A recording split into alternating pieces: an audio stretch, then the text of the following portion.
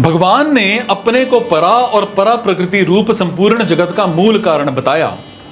अब भगवान के सिवाय भी जगत का और कोई कारण होगा, इसका आगे के श्लोक में निषेध करते हैं।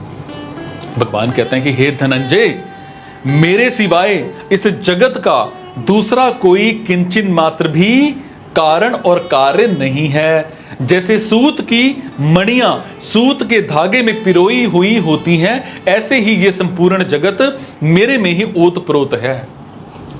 हे अर्जुन, मेरे सिवाय दूसरा कोई कारण नहीं है। मैं ही सब संसार का महाकारण हूं।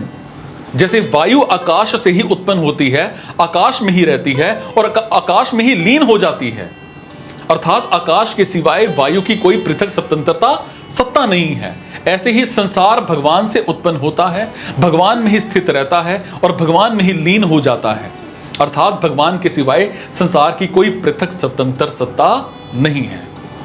सबका मूल कारण बताया गया है।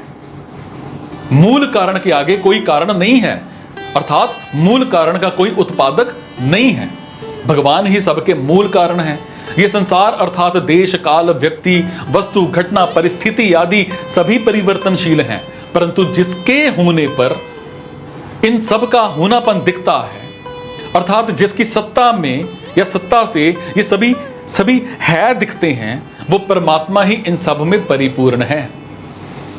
भगवान ने इसी अध्याय के दूसरे श्लोक में कहा कि मैं विज्ञान सहित ज्ञान कहूंगा, जिसको जानने के बाद कुछ जानना बाकी नहीं रहेगा।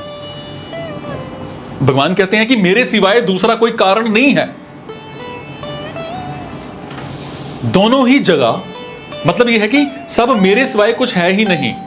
जब मेरे को जानने के बाद जानना कैसे बाकी रहेगा? सो भगवान ने यहां ये कहा है,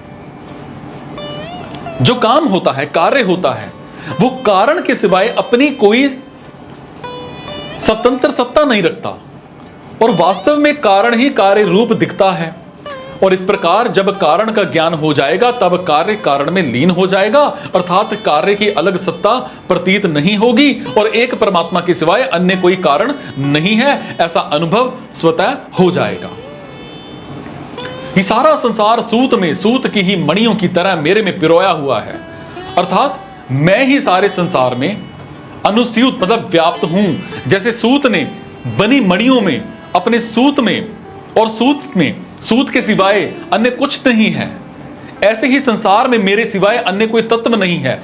मतलब है कि जैसे सूत में सूत की मणियां पिरोई गई हैं या पिरोई गई हो, तो दिखने में मणियां और सूत अलग अलग दिखते हैं, पर वास्तव में उनमें सूत एक ही होता है। ऐसे ही संसार में जितने प्राणी हैं वो सभी नाम रूप आकृति इनसे अलग अलग दिखते हैं, पर वास्तव में उनमें व्याप्त रहने वाला चेतन तत्व एक ही है। वो चेतन तत्व मैं ही हूं, अर्थात मणि रूप अपरा प्रकृति भी मेरा स्वरूप है और धागा रूप परा प्रकृति भी मैं ही हूं। दोनों में मैं ही परिपूर्ण व्याप्त हूं।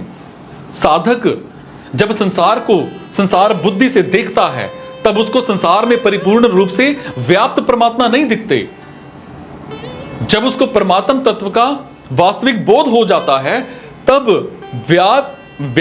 व्यापक भाव मिटकर एक परमात्म तत्व ही दिखता है। और इस तत्व को बताने के लिए ही भगवान ने यहां कारण रूप से अपनी व्यापकता का वर्णन किया है।